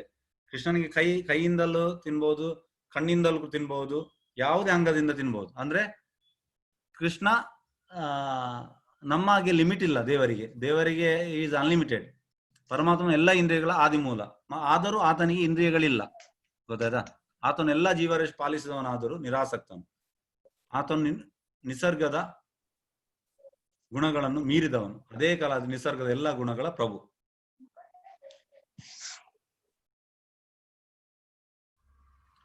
ಪರಮ ಸತ್ಯವನ್ನು ಎಲ್ಲಾ ಜೀವಿಗಳ ಮತ್ತು ಚರಾಚರಗಳ ಒಳಗೂ ಹೊರಗೂ ಇದ್ದಾನೆ. ಸೂಕ್ಷ್ಮನಾದ್ದರಿಂದ ಐಹಿಕ ಇಂದ್ರಿಯಗಳು ಅವನನ್ನು ನೋಡಲಾರವು ಮತ್ತು ತಿಳಿಯಲಾರವು. ಬಹು ದೂರದಲ್ಲಿ ಇದ್ದರೂ ಅವನು ಎಲ್ಲರಿಗೂ ಸಮೀಪದಲ್ಲಿದ್ದಾನೆ. ಅಂದ್ರೆ ಕೃಷ್ಣನು ಎಲ್ಲಾ ಜೀವಿಗಳಲ್ಲಿ ಇದ್ದಾನೆ, ಮತ್ತೆ ಸೂಕ್ಷ್ಮನಾಗಿದ್ದಾನೆ, ತುಂಬಾ ಸೂಕ್ಷ್ಮ. ಆದ್ರೆ ನಮ್ಗೆ ಈ ಐಹಿಕ ಇಂದ್ರಿಯಗಳಿಂದ ನಮ್ಗೆ ಅವನನ್ನು ನೋಡ್ಲಿಕ್ಕೆ ಆಗುದಿಲ್ಲ, ಮತ್ತೆ ತಿಳಿಲಿಕ್ಕೂ ಕೂಡ ಆಗುದಿಲ್ಲ. ಮತ್ತೆ ಅವ ಬಹು ದೂರದಲ್ಲಿ ಕೂಡ ಹಾಗೆ ಹತ್ತಿರದಲ್ಲೂ ಇದ್ದಾನೆ. ಈಗ ಹೇಗಂದ್ರೆ ಇದಕ್ಕೆ ಎಕ್ಸಾಂಪಲ್, ಉದಾಹರಣೆ ಹೇಗೆ ಕೊಡ್ಬೋದು ಅಂದ್ರೆ ಪ್ರಹ್ಲಾದ್ ಮಹಾರಾಜ್ ಹಿರಣ್ಯಕಶಿಪು ಹೇಳ್ತಾನೆ, ನಿನ್ನ ನರಸಿಂಹ ಈ ಕಂಬದಲ್ಲಿದ್ದಾನ ಅಂತ ಕೇಳ್ತಾನೆ. ಅದಕ್ಕೆ ಈ ಕಂಬದಲ್ಲಿದ್ದಾನ ಕೇಳ್ತಾ ಇರ್ತಾನೆ. ಅದಕ್ಕೆ ಅವ ಹೇಳ್ತಾನೆ ಇದ್ದಾನೆ ಅಂತ. ಆಕ್ಚುಲಿ ಬಂದೇ ಬಿಟ್ಟ. ಅಂದ್ರೆ ಭಕ್ತರಿಗೆ ಎಲ್ಲಾ ಕಡೆಯಲ್ಲೂ ಅವ ಕಾಣ್ತಾನೆ. ಹಾಗೆ ಇಲ್ಲಿ ಎಂತ ಅಂದ್ರೆ ಬಹು ದೂರದಲ್ಲಿದ್ದಾನೆ, ಅವ ಸಮೀಪದಲ್ಲಿದ್ದಾನೆ. ಈಗ ಹೇಗಂದ್ರೆ ನಾವು ದೇವಸ್ಥಾನಕ್ಕೆ ಹೋಗ್ತೇವೆ, ದೇವಸ್ಥಾನಕ್ಕೆ ನೋಡಿ ಬರ್ತೇವೆ. ಆದ್ರೆ ಆಕ್ಚುಲಿ ಭಕ್ತರಿಗೆ, ಶುದ್ಧ ಭಕ್ತರಿಗೆ ದೇವರು ಅಂದ್ರೆ ದೇವರ ಹತ್ರ ಮಾತಾಡ್ತಾರೆ ಶುದ್ಧ ಭಕ್ತರು. ಅಂದ್ರೆ ಅಷ್ಟು ಇದಿರ್ತದೆ. ಆದ್ರೆ ನಮ್ದು ಈಗ ಹೇಗಂದ್ರೆ ನಮ್ಮ ಇಂದ್ರಿಯಗಳು ವಶದಲ್ಲಿಲ್ಲ. ನಾವೊಂದು ಎಂತ ಹೇಳುದಂದ್ರೆ ನಾವು ಈಗ ಇಂದ್ರಿಯದ ವಶದಲ್ಲಿದ್ದೇವೆ.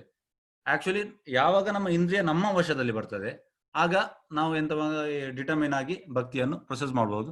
ಮತ್ತೆ ನಮ್ಗೆ ದೇವರು ಪರಮಾತ್ಮನು ನಮ್ಗೆ ಬುದ್ಧಿ ಎಲ್ಲ ಕೊಡ್ತಾನೆ, ಭಕ್ತಿ ಸೇವೆ ಹೇಗೆ ಮಾಡುವುದಂತ. ಆ ಬುದ್ಧಿ ಕೊಡುವುದು ಪರಮಾತ್ಮನೇ. ಪರಮ ಸತ್ಯನು ಎಲ್ಲಾ ಜೀವಿಗಳ ಮತ್ತು ಚರಾಚರಗಳ ಒಳಗೂ ಹೊರಗೂ ಇದ್ದಾನೆ. ಆತನು ಸೂಕ್ಷ್ಮನಾದ್ದರಿಂದ ಐಹಿಕ ಇಂದ್ರಿಯಗಳು ಅವನನ್ನು ನೋಡಲಾರವು ಮತ್ತು ತಿಳಿಯಲಾರವು. ಬಹು ದೂರದಲ್ಲಿದ್ದಾನೆ, ಅವು ಎಲ್ಲರ ಸಮೀಪದಲ್ಲಿದ್ದಾನೆ. ಆತನು ಎಲ್ಲಾ ಪ್ರಕಾಶಮಾನ ವಸ್ತುಗಳ ಬೆಳಕಿನ ಮೂಲ. ಆತನು ಜಡ ವಸ್ತುವಿನ ಇದ್ದಾನೆ ಮತ್ತು ಅವನು ಅವ್ಯಕ್ತನು. ಅವನು ಜ್ಞಾನದ ವಸ್ತು ಮತ್ತು ಜ್ಞಾನದ ಗುರಿ. ಅವನು ಎಲ್ಲರ ಹೃದಯಗಳಲ್ಲಿ ಪ್ರತಿಷ್ಠನಾಗಿದ್ದಾನೆ. ಅಂದ್ರೆ ಪರಮಾತ್ಮನಾಗೆ ಎಲ್ಲರ ಹೃದಯದಲ್ಲಿ ಇದ್ದಾನೆ. ಇದು ಆಕ್ಚುಲಿ ಈ ಚಾಪ್ಟರ್ ಎಂತ ಅಂದ್ರೆ ನಿಮಗೆ ಒಂದು ರಿಯಲ್ ನಾಲೆಜ್ ಅಂತ ಅಂದ್ರೆ ಆತ್ಮ ಪರಮಾತ್ಮ ಇದರ ಬಗ್ಗೆ ಕನೆಕ್ಟ್ ಮಾಡುವಂಥದ್ದು ಇದು ಕೊಡ್ತದೆ. ಇದು ಕೃಷ್ಣ ಹೇಳ್ತಿದ್ದಾನೆ. ಕೃಷ್ಣ ಅಂದ್ರೆ ಭೌತಿಕ ಜನರಿಗೆ ಇದೆಲ್ಲ ಗೊತ್ತಿಲ್ಲ, ಅವರಿಗೆಲ್ಲ ತಿಳಿದಿಲ್ಲ. ಅವರು ನಾ ಹೇಳಿದ ಹಾಗೆ ಅದು 24 ಎಲಿಮೆಂಟ್ಸ್ ಅಲ್ಲಿ ಇದ್ದಾರೆ. ಅವರಿಗೆ ಆತ್ಮದ ಬಗ್ಗೆ ಗೊತ್ತಿಲ್ಲ, ಪರಮಾತ್ಮನ ಬಗ್ಗೆ ಗೊತ್ತಿಲ್ಲ.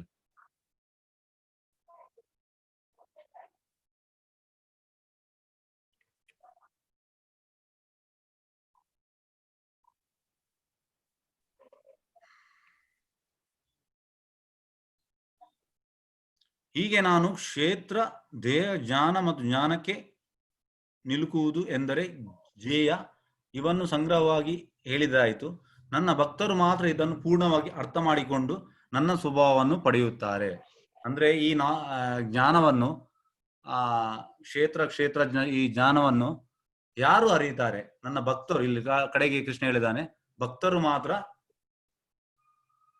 ನನ್ನ ಭಕ್ತರು ಮಾತ್ರ ಇದನ್ನು ಪೂರ್ಣವಾಗಿ ಅರ್ಥ ಮಾಡಿಕೊಂಡು ನನ್ನ ಸ್ವಭಾವವನ್ನು ಪಡೆಯುತ್ತಾರೆ. ಅಂದ್ರೆ ಈ ಜ್ಞಾನವನ್ನು ನಮ್ದು ಅಕಾಡೆಮಿಕ್ ಕ್ವಾಲಿಫಿಕೇಶನ್ ನಮ್ಗೆ ಇದನ್ನು ತಿಳಿಯಲಿಕ್ಕೆ ಆಗುದಿಲ್ಲ. ಭಕ್ತಿ ಸೇವೆಯಿಂದ ಇದನ್ನು ಆಗ್ತದೆ. ಪ್ರಕೃತಿ ಮತ್ತು ಜೀವಿಗಳ ಅನಾದಿ ಎಂದು ತಿಳಿಯಬೇಕು. ಅವರ ಮಾರ್ಪಾಡುಗಳು, ಗುಣಗಳು ಪ್ರಕೃತಿಯಿಂದ ಆದವು. ಅಂದ್ರೆ material nature living entity should be understood to be beginningless. ಅಂದ್ರೆ ಅನಾದಿ ಇದು.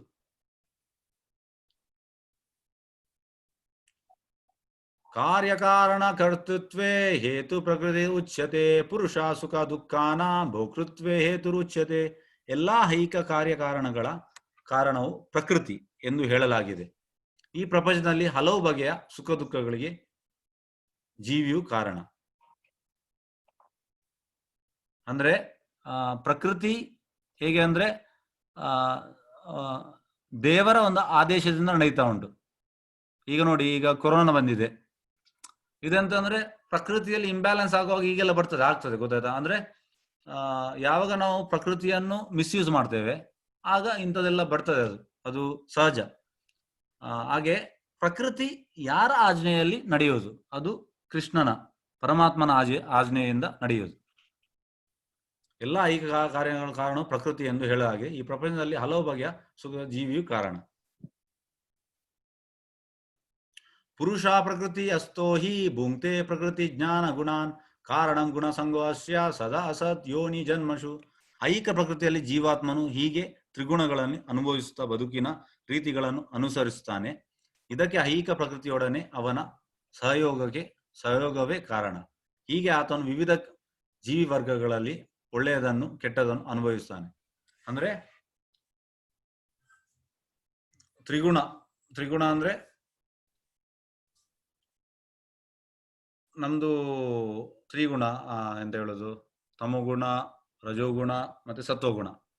ಈ ಪ್ರಕೃತಿಯಲ್ಲಿ ಈ 3 ಗುಣಗಳ ಇದರಲ್ಲಿ ನಾವು ಇದಾಗ್ತಾ ಉಂಟು. ಜೀವಾತ್ಮ ಅನುಭವಿಸ್ತಾ ಬದುಕಿನ ರೀತಿಗಳಲ್ಲಿ ಅನುಸರಿಸ್ತಾನೆ. ಅಂದ್ರೆ ಬೇರೆ ಬೇರೆ ಒಬ್ಬ ಅಂದ್ರೆ ಜಾಸ್ತಿಯಾಗಿ ತಮಗುಣದಲ್ಲಿದ್ದಾರೆ, ಮತ್ತೆ ರಜೋಗುಣದಲ್ಲಿದ್ದಾರೆ, ಸ್ವಲ್ಪ ಜನ ಸತ್ವಗುಣದಲ್ಲಿದ್ದಾರೆ. ಇದು ನಮ್ದು ಎಂತ ಹೇಳುದು, ಪ್ರಕೃತಿ ನೇಚರಿಗೆ ಅದು ಇದು ಮಾಡ್ತಾ ಇದೆ, ಬ್ಯಾಲೆನ್ಸ್ ಆಗಿ ಹೋಗ್ತಾ ಉಂಟು. ಇದಕ್ಕೆ ಐಹಿಕ ಪ್ರಕೃತಿಯೊಡನೆ ಅವನ ಸಹಯೋಗ ಕಾರಣ. ಅಂದ್ರೆ ಅವ ಪ್ರಕೃತಿಯೊಟ್ಟಿಗೆ ಎಂತ ಹೇಳುದು ಸಹಯೋಗದಿಂದ ಇದ್ದಾನೆ. ಹೀಗೆ ಆತನು ವಿವಿಧ ಜೀವಿ ವರ್ಗಗಳಲ್ಲಿ ಒಳ್ಳೆಯದನ್ನು ಕೆಟ್ಟದನ್ನು ಅನುಭವಿಸ್ತಾನೆ.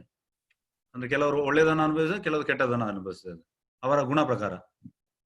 ಸತ್ವಗುಣದವ ಎಲ್ಲರೂ ಒಳ್ಳೆಯದನ್ನು ಬಯಸಿದ್ದಾನೆ, ತಮಗುಣದವ ಕೆಟ್ಟದನ್ನು ಅನುಭವಿಸ್ತಾನೆ. ಅವನ ಗುಣ ಪ್ರಕಾರ ಅವ ಅನುಭವಿಸುವುದು. ಸತ್ವಗುಣದವ ಒಳ್ಳೆಯದನ್ನು ಅನುಭವಿಸ್ತಾ ಇದ್ದಾನೆ, ತಮಗುಣದವನು ಕೆಟ್ಟದವನು. ಉಪದೃಷ್ಟ ಹನುಮಂತ ಚ ಭರತ ಭೋಕ್ತ ಮಹೇಶ್ವರ ಪರಮಾತ್ಮೇತಿ ಶಾಪಿಯುಕ್ತೋ ದೇಹೇ ಅಸ್ಮಿನ್ ಪುರುಷ ಪರಃ. ಆದರೂ ಈ ದೇಹದಲ್ಲಿ ಇನ್ನೊಬ್ಬನಿದ್ದಾನೆ, ಅವನು ದಿವ್ಯಾನುಭವಿ, ಅವನು ಪ್ರಭು ಮತ್ತು ಪರಮ ಸ್ವಾಮಿ. ಅವನು ಮೇಲ್ವಿಚಾರಣಕ್ಕಾಗಿ ಮತ್ತು ಅಪ್ಪಣೆ ಕೊಡುವವನಾಗಿ ಇರುತ್ತಾನೆ. ಅವನಿಗೆ ಪರಮಾತ್ಮನೆಂದು ಹೆಸರು. ಇದು ಇಂಪಾರ್ಟೆಂಟ್ ಶ್ಲೋಕ. ಅಂದ್ರೆ ಉಪದೃಷ್ಟ ಹನುಮಂತ ಅಂದ್ರೆ ಅವ ಪರಮಾತ್ಮನಾಗಿದ್ದಾನೆ ಎಲ್ಲರ ಜೀವಲ್ಲಿ. ಅವ ಎಂತ ಹೇಳುದು, ಅಪ್ಪಣೆ ಕೊಡುದು, ಎಲ್ಲದಕ್ಕೂ ಇಂಡಿಕೇಶನ್ ಕೊಡುದು ಅವನೇ. ಅಂದ್ರೆ ನಮ್ದು ಈಗ ಡಿಸೈರ್ ಎಂತ ಇರ್ತದೆ, ಆ ತರ ಅವ ಇಂಡಿಕೇಶನ್ ಕೊಡ್ತಾ ಇದ್ದಾರೆ. ನಮ್ದು ಈಗ ಒಳ್ಳೆ ಡಿಸೈರ್ ಇದ್ರೆ ಆ ಒಳ್ಳೆದನ್ನು ಕೊಡ್ತಾನೆ ಇಂಡಿಕೇಶನ್ ಮಾಡುವಂತ.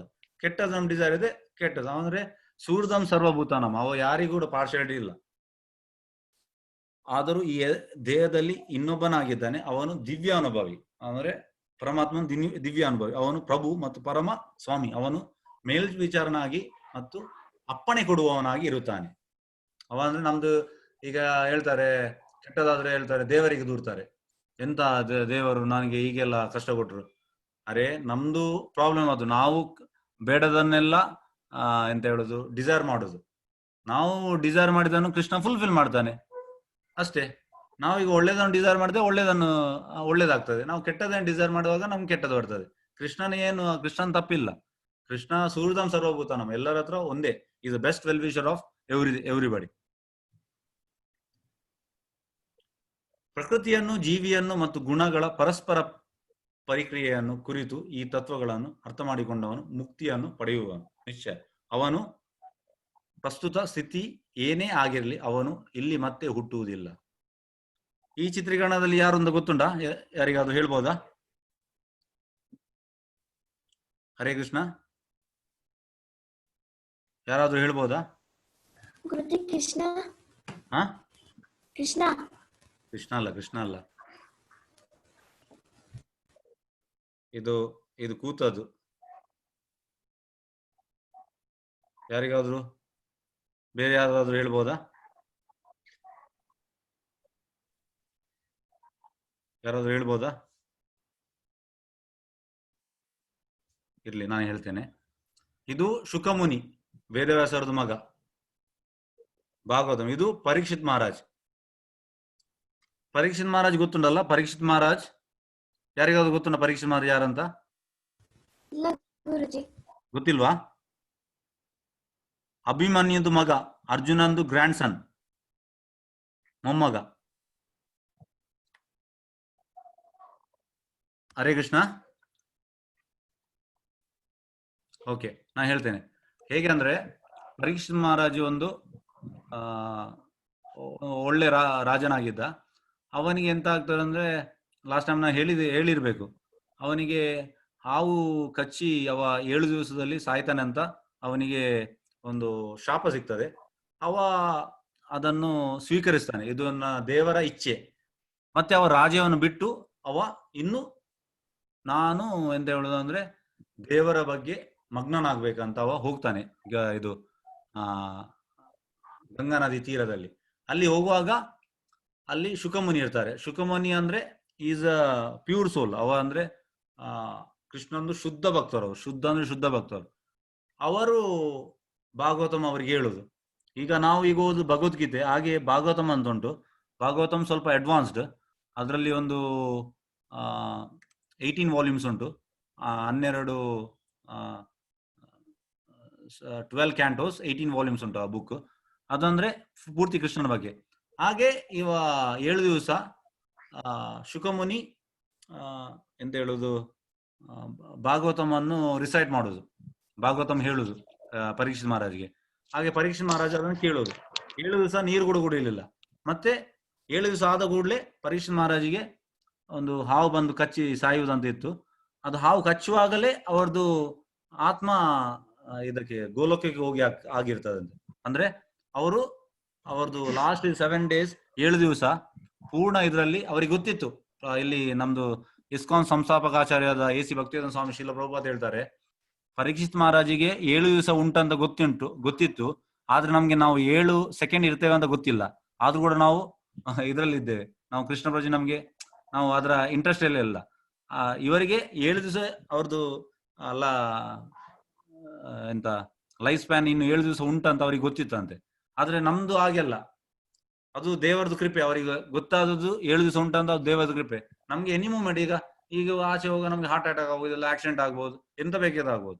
ಹಾಗಾಗಿ ನಮ್ದು ಎಷ್ಟು ಟೈಮ್ ಉಂಟಂತ ಗೊತ್ತಿಲ್ಲ. ಆದ್ರೂ ಕೂಡ ನಾವು ಆರಾಮ್ಸೆ ಹೀಗೆ ಮಲಗಿರ್ತೇವೆ.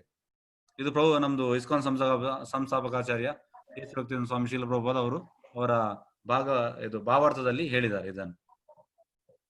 ಅಂದ್ರೆ ಯಾರು ಇದನ್ನು ಅರ್ಥ ಮಾಡಿಕೊಳ್ತಾನೆ, ಪ್ರಕೃತಿ, ಜೀವಿಯನ್ನು ಮತ್ತು ಗುಣಗಳ ಪರಸ್ಪರ ಕುರಿತು ಈ ತತ್ವಗಳನ್ನು ಅರ್ಥ ಮಾಡಿಕೊಂಡವನು ಮುಕ್ತಿಯನ್ನು ಪಡೆಯುವುದು ನಿಶ್ಚಯ. ಅವನು ಪ್ರಸ್ತುತ ಸ್ಥಿತಿ ಏನೇ ಆಗಿರ್ಲಿ ಅವನು ಇಲ್ಲಿ ಮತ್ತೆ ಹುಟ್ಟುವುದಿಲ್ಲ. ಅಂದ್ರೆ ಜನ್ಮ, ಮೃತ್ಯು, ಜರ, ವ್ಯಾಧಿ ಅವನಿಗೆ ಇಲ್ಲ. ಕೃಷ್ಣ ಹೇಳೋದು, ನೀನ್ ನನ್ನ ಲೋಕಕ್ಕೆ ಬಂದ್ರೆ ನಿನ್ಗೆ ನೆಕ್ಸ್ಟ್ ಜನ್ಮ, ಮೃತ್ಯು, ಜರ, ವ್ಯಾಧಿ ಇಲ್ಲ.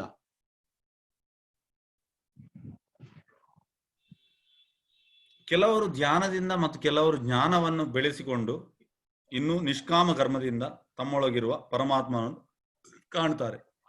ಅಂದ್ರೆ ಕೆಲವರು ಧ್ಯಾನದಿಂದ, ಅಂದ್ರೆ ಧ್ಯಾನ ಅಂದ್ರೆ ಎಂತ ಹೇಳುದು, ಸಮಾಧಿ ಆನ್ ವಾಟ್? ಸಮಾಧಿ ಕೃಷ್ಣನ ಮೇಲೆ ಸಮಾಧಿ.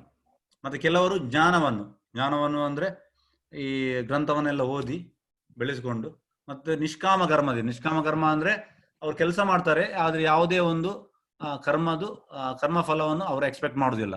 ಎಲ್ಲವನ್ನು ದೇವರಿಗೋಸ್ಕರ ಇದು ಮಾಡ್ತಾರೆ. ನಮ್ಮೊಳಗಿರುವ ಪರಮಾತ್ಮನು ಕಾಣ್ತಾರೆ ಇವರು.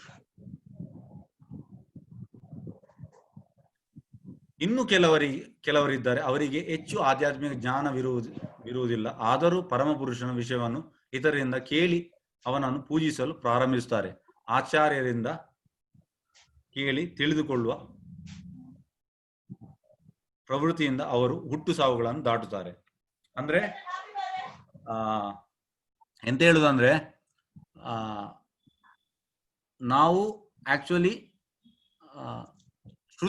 ಶ್ರುತಿ ಅಂದ್ರೆ ತತ್ಶೃಣು. ಕೃಷ್ಣ ಹೇಳುದು ತತ್ಶೃಣು. ನಾವು ಕೇಳುವುದರಿಂದ ಈಗ ಅಂದ್ರೆ ಭಗವದ್ಗೀತೆ ಕ್ಲಾಸ್, ಭಾಗವತಂ ಕ್ಲಾಸ್, ಹಾಗೆ ಕೃಷ್ಣನ ಬಗ್ಗೆ ಕೇಳುದು. ಈ ಕೇಳುವುದರಿಂದ ನಾವು ಯಾವಾಗ ನಮ್ಗೆ ಅಟ್ಯಾಚ್ ಆಗ್ತದೆ, ನಾವೊಂದು ಕೇಳಲಿಕ್ಕೆ ಸ್ಟಾರ್ಟ್ ಮಾಡ್ತೇವೆ, ಅಲ್ಲಿಂದ ನಮ್ದು ಭಕ್ತಿ ಸ್ಟಾರ್ಟ್ ಅಂತೆ. ಅಂದ್ರೆ ಇನ್ನು ಕೆಲವರಿದ್ದಾರೆ, ಅವರಿಗೆ ಹೆಚ್ಚು ಆಧ್ಯಾತ್ಮಿಕ ಜ್ಞಾನವಿರುವುದಿಲ್ಲ, ಆದರೂ ಪರಮ ಪುರುಷನ ವಿಷಯವನ್ನು ಇತರರಿಂದ ಕೇಳಿ ನೋಡಿ. ತತ್ಶೃಣು, ಕೃಷ್ಣ ಕೂಡ ಹೇಳೋದು ತತ್ಶೃಣು ಅಂದ್ರೆ ಕೃಷ್ಣನ ಬಗ್ಗೆ ಕೇಳ್ಬೇಕಂತೆ. That is the first stage in bhakti. ಅದು ಭಕ್ತಿ ಮಾರ್ಗದು ಮೊದಲನೇ ಸ್ಟೇಜ್ ಲೆವೆಲ್. ಹಾಗಾಗಿ ನಾವು ಕೇಳ್ಬೇಕಂತೆ.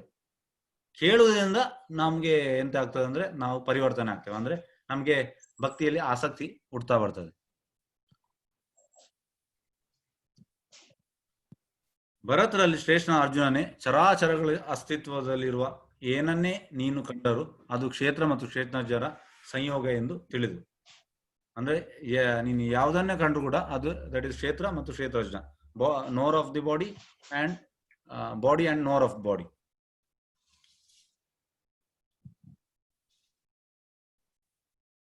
ಸಮಂ ಸರ್ವೇಷು ಭೂತೇಷು ತಿಷ್ಠಾಂತಂ ಪರಮೇಶ್ವರಂ ವಿನಶ್ಯತ್ ಸ್ವ ಅವಿನಶ್ಯಂತ್ಯಂ ಯಾ ಪಶ್ಯತಿ ಶಾ ಪಶ್ಯತಿ. ಎಲ್ಲಾ ದೇಹಗಳಲ್ಲಿ ಜೀವಾತ್ಮನು ಜೊತೆಗಿರುವ ಪರಮಾತ್ಮನನ್ನು ಕಂಡುಕೊಂಡು ನಾಶವಾಗುವ ದೇಹದಲ್ಲಿರುವ ಜೀವಾತ್ಮನಾಗಲಿ ಪರಮಾತ್ಮನಾಗಲಿ ಅಳಿಯುವುದಿಲ್ಲ ಎನ್ನುವುದನ್ನು ಅರ್ಥ ಮಾಡಿಕೊಳ್ಳುವವನೇ ನಿಜವಾಗಿ ನೋಡುತ್ತಾನೆ.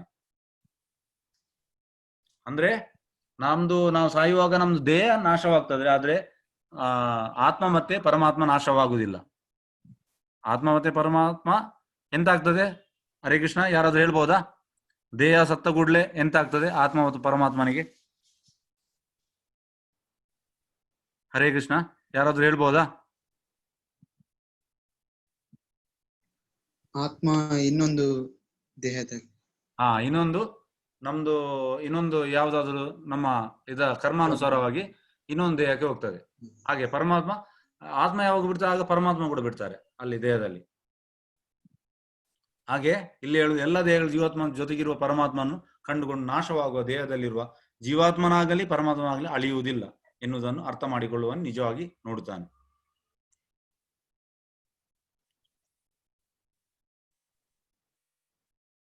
ಎಲ್ಲೆಲ್ಲಿಯೂ ಪ್ರತಿಯೊಂದು ಜೀವಂತ ಪ್ರಾಣಿಯಲ್ಲೂ ಒಂದೇ ಸಮನಾಗಿ ಪರಮಾತ್ಮನನ್ನು ಇರುವುದನ್ನು ಕಾಣಬಲ್ಲವನು ತನ್ನ ಮನಸ್ಸಿನ ತನ್ನನ್ನು ಹೀನ ಸ್ಥಿತಿಗೆ ತಂದುಕೊಳ್ಳುವುದಿಲ್ಲ. ಹೀಗೆ ಅವನು ಪರಮಗತಿಯನ್ನು ಸೇರುತ್ತಾನೆ. ಅಂದ್ರೆ ಎಲ್ಲೆಲ್ಲೂ ಪ್ರತಿಯೊಂದು ಜೀವಂತ ಪ್ರಾಣಿಯಲ್ಲೂ ಒಂದೇ ಸಮಾನವಾಗಿ, ಅಂದ್ರೆ ಬ್ರಹ್ಮಭೂತ ಪ್ರಸನ್ನಾತ್ಮ ಸಮಾ ಸರ್ವೇಶು ಭೂತೇಶು, ಅಂದ್ರೆ ಎಲ್ಲ ಜೀವಿಗಳನ್ನು ಒಂದೇ ರೀತಿಯಲ್ಲಿ ನೋಡುವ ಅವನಿಗೆ ಪರಮಾತ್ಮ ಇರುವುದನ್ನು ಕಾಣಬಲ್ಲವನು ಮತ್ತು ತನ್ನ ಮನಸ್ಸಿನಿಂದ ತನ್ನನ್ನು ಹೀನ ಸ್ಥಿತಿಗೆ ತಂದುಕೊಳ್ಳುವುದಿಲ್ಲ. ಅವನಂದ್ರೆ ಹೀನ ಸ್ಥಿತಿ ತಂದುಕೊಳ್ಳುವುದಿಲ್ಲ, ಎಲ್ಲವನ್ನು ಒಂದೇ ತರ ನೋಡ್ತಾನೆ. ಹೀಗೆ ಅವನು ಪರಮಗತಿಯನ್ನು ಸೇರುತ್ತಾನೆ, ಅವ ನನ್ನಲ್ಲಿಗೆ ಬರ್ತಾನೆ ಅಂತ ಕೃಷ್ಣ ಹೇಳ್ತಾನೆ. ದೇಹವು ಎಲ್ಲ ಕರ್ಮಗಳನ್ನು ಮಾಡುತ್ತದೆ, ಅದು ಐಹಿಕ ಪ್ರಕೃತಿಯಿಂದ ಆಗಿದೆ. ತಾನು ಏನನ್ನು ಮಾಡುವುದಿಲ್ಲ ಎಂದು ಯಾರು ನೋಡಬಲ್ಲರು ಅವರೇ ನಿಜವಾಗಿ ನೋಡುತ್ತಾರೆ.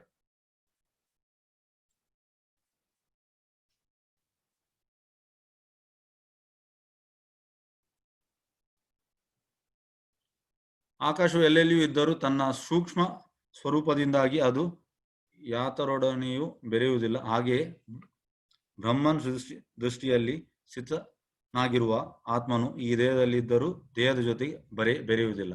ಅಂದ್ರೆ ಆ ಲೆವೆಲ್ಗೆ ಬ್ರಹ್ಮಭೂತ ಲೆವೆಲ್ಗೆ ಬಂದ್ರೆ ನಾವು ಎಂತ ಹೇಳುದು, ದೇಹದ ಬಗ್ಗೆ ನಮಗೆ ಚಿಂತನೆ ಇರುವುದು, ನಾವು ಆತ್ಮದ ನೆಲೆಯಲ್ಲಿ ಇರ್ತೇವೆ. ಭರತ ವಂಶನಾದ ಅರ್ಜುನನೇ, ಒಬ್ಬನೇ ಸೂರ್ಯನು ಇಡೀ ವಿಶ್ವವನ್ನು ಹೇಗೆ ಬೆಳಗುತ್ತಾನೆ ಹಾಗೆಯೇ ದೇಹದೊಳಗಿರುವ ಜೀವಿಯು ಪ್ರಜ್ಞೆಯಿಂದ ಇಡೀ ದೇಹವನ್ನು ಬೆಳಗುತ್ತಾನೆ. ಅಂದ್ರೆ ನಮ್ದು ದೇಹ ಯಾವ ಒಂದು ಇದರಿಂದ ಎಂತ ಹೇಳುದು,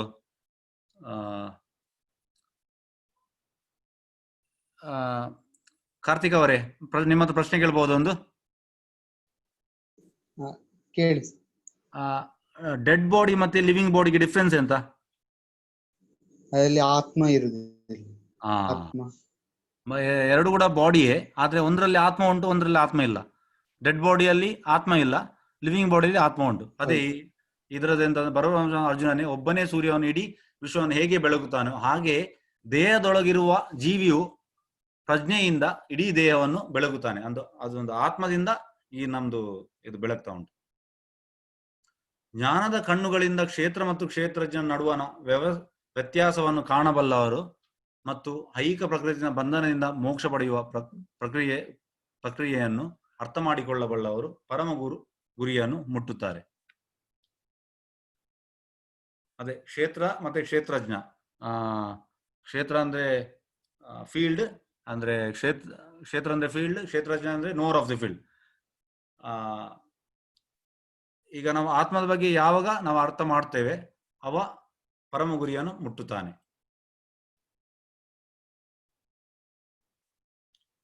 ಇದು ಸಮ್ಮರಿ. ಅರ್ಜುನನ 6 ಪ್ರಶ್ನೆಗಳು. ಏತದ್ ವೇದಿತಂ ಇಚ್ಛಾಂ ವಿವರಣೆ. ಕ್ಷೇತ್ರ ಮತ್ತು ಕ್ಷೇತ್ರ ಜ್ಞಾನ ಕ್ಷೇತ್ರಜಂ ಚಾಮಪಿ. ಜ್ಞಾನವನ್ನು ಪಡೆಯುವ ಪ್ರಕ್ರಿಯೆ. ಮಯಿ ಅನ್ಯೇನ ಯೋಗೇರ್. ಜ್ಞೇಯಂ ತಿಳಿಯಬೇಕಾದವನು ಜ್ಞಾನದ ವಸ್ತು. ಸರ್ವತಾ ಪಾನಿ ಪಾದಂ.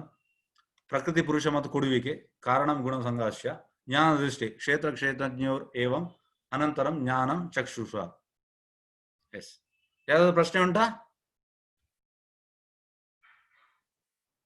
ಹರೇ ಕೃಷ್ಣ.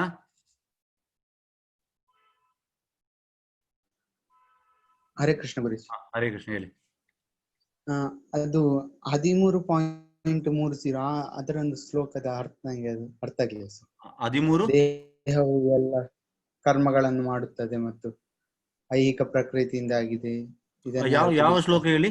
13 13.30. 13.30. ಓಕೆ. ದೇಹವು ಎಲ್ಲ ಕರ್ಮಗಳನ್ನು ಮಾಡುತ್ತದೆ, ಅದು ಐಹಿಕ ಪ್ರಕೃತಿಯಿಂದ ಆಗಿದೆ. ತಾನು ಏನನ್ನು ಮಾಡುವುದಿಲ್ಲ ಎಂದು ಯಾರು ನೋಡಬಲ್ಲರು ಅವರೇ ನಿಜವಾಗಿ ನೋಡುತ್ತಾರೆ. ಅಂದ್ರೆ ಒಂದು ನಿಮಿಷ.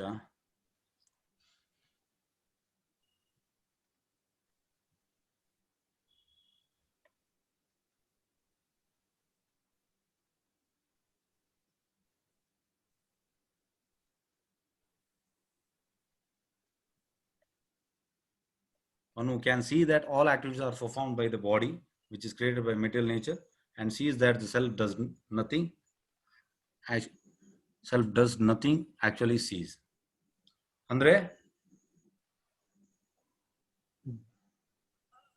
ಎಂತಂದ್ರೆ ಯಾವಾಗ ನಾವು ಧ್ಯೇಯ ಎಲ್ಲವನ್ನು ಮಾಡುವುದಂತ ಯಾವಾಗ ಇದು ಯೋಚನೆಯಲ್ಲಿ ಇರ್ತೇವೆ,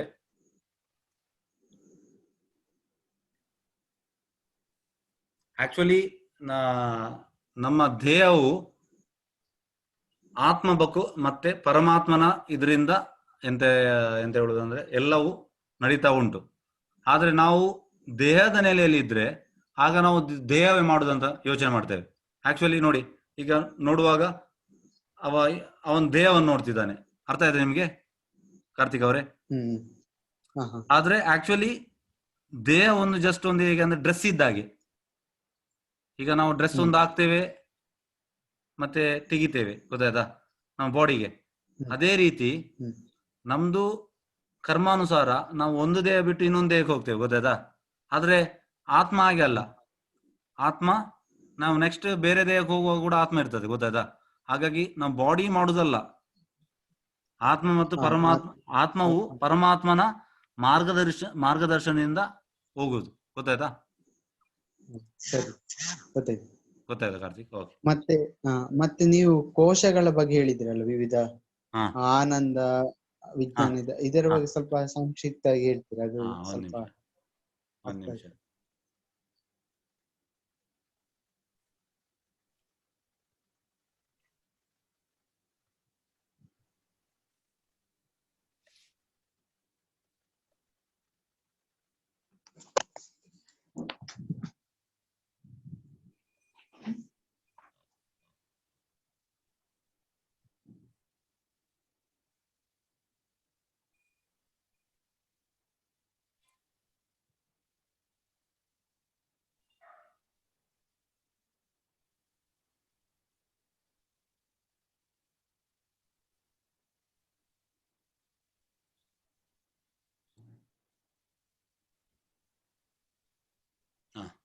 ಇದಲ್ಲ ನೀವು ಹೇಳಿದ್ದು ಅನ್ನಮಯ ಕೋಶ, ಪ್ರಾಣಮಯ ಕೋಶ, ಜ್ಞಾನಮಯ ಕೋಶ. ಹೌದು. ಓಕೆ. ಇದಂದ್ರೆ ಹೌದು ಸರ್. ಫಸ್ಟ್ ಇದು ಬಾಡಿಲಿ ಪ್ಲಾಟ್ಫಾರ್ಮ್. ಅನ್ನಮಯ ಕೋಶ ಅಂದ್ರೆ ಬಾಡಿಲಿ ಪ್ಲಾಟ್ಫಾರ್ಮ್. ಬಾಡಿಲಿ ಪ್ಲಾಟ್ಫಾರ್ಮ್ ಅಂದ್ರೆ ಅದು ತಮೋಗುಣಕ್ಕೆ ರೆಫರ್ ಆಗ್ತದೆ.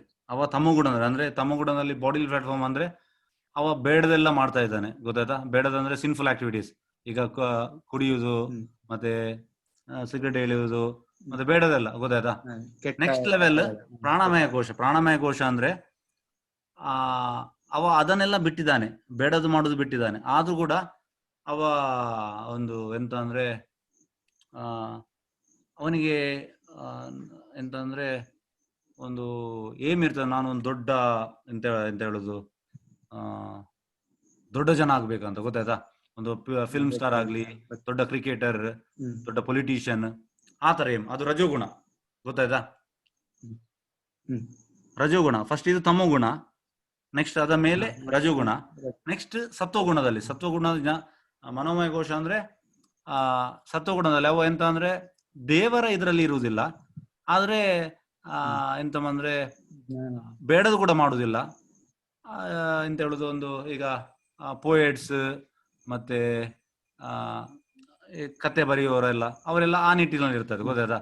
ಅಂದ್ರೆ ದೇವರ ಬಗ್ಗೆ ಅವ್ರ ಕನೆಕ್ಷನ್ ಇಲ್ಲ, ಆದ್ರೆ ಬೇಡದು ಕೂಡ ಮಾಡುದಿಲ್ಲ, ಗೊತ್ತಾಯ್ತಾ. ಮತ್ತೆ ಇದು ರಜೋಗುಣದಲ್ಲಿ ಎಂಬಿಷನ್ ಇರ್ತದಲ್ಲ, ಅವನಿಗೆ ಎಂತ ನನಗೆ ಸಾಧಿಸಬೇಕು, normal life. Scientist normal life. Scientist ಎಲ್ಲ ಆತರ ಗೊತ್ತಾಯ್ತಾ, ಅವಂದ್ರೆ ಆತರ. ನೆಕ್ಸ್ಟ್ ಇದು ವಿಜ್ಞಾನಮಯ ಕೋಶ. ವಿಜ್ಞಾನಮಯ ಕೋಶ ಅಂದ್ರೆ ಆಗವ ನಿಜವಾದ ಜ್ಞಾನ ಉಂಟಲ್ಲ, ವಿಜ್ಞಾನ ಅಂದ್ರೆ ನಿಜವಾದ ಜ್ಞಾನ ಅಂದ್ರೆ ದೇವರ ಬಗ್ಗೆ ಜ್ಞಾನ, ಗೊತ್ತಾಯ್ತಾ, ವೇದಿಕ್ ಸೈನ್ಸ್, ವೇದದ ಬಗ್ಗೆ ಅಧ್ಯಯನ ಮಾಡ್ಲಿಕ್ಕೆ ಸ್ಟಾರ್ಟ್ ಮಾಡ್ತಾನೆ, ತಿಳಿತಾ. ಮತ್ತೆ ಆನಂದಮಯ ಕೋಶ ಅಂದ್ರೆ ಅವ ಆ ನೆಲೆಯಲ್ಲಿ ಆ ಹೈಯೆಸ್ಟ್ ಲೆವೆಲ್ ಅಲ್ಲಿ ಇರ್ತಾನೆ. ಅವ ಅಂದ್ರೆ ಶುದ್ಧ ಸತ್ವದಲ್ಲಿ ಇರ್ತಾನೆ. ಶುದ್ಧ ಸತ್ವ ಅಂದ್ರೆ ಅವ ಕಾನ್ಸ್ಟೆಂಟ್ ಆಗಿ ದೇವರ ಮೇಲೆ ಇದರಲ್ಲಿ ಇರ್ತಾನೆ, ಕನೆಕ್ಷನ್ ಅಲ್ಲಿ ಇರ್ತಾನೆ. ಭಕ್ತಿ. ಗೊತ್ತಾಯ್ತಾ? ಗೊತ್ತಾಯ್ತು ಸರ್. ಬೇರೆ ಯಾವ್ದಾದ್ರು ಪ್ರಶ್ನೆ? ಧನ್ಯವಾದ. ಬೇರೆ ಯಾವ್ದಾದ್ರು ಪ್ರಶ್ನೆ ಉಂಟಾ? ಇಲ್ಲ, ಇವತ್ತು ಸರಿ, ಅರ್ಥ ಆಗಿದೆ. ಓಕೆ ಸರಿ ಆಯ್ತು. ಹಾಗಾದ್ರೆ ಮುಕ್ತಾಯ ಮಾಡುವ, ನಾಳೆ ಮಾಡುವ 14 ನಿಮಿಷ. ಸರಿ. ಹರೇ ಕೃಷ್ಣ. ಹರೇ ಹರೇ ಕೃಷ್ಣ.